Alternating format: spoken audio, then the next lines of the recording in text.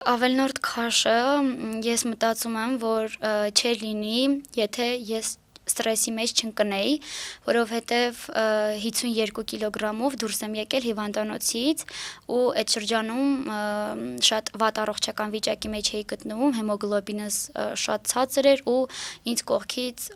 ողջ հարազատներս, նաև ամուսինս անդադար ուտացում էին, ինչը որ կբարձրացներ հեմոգլոբին,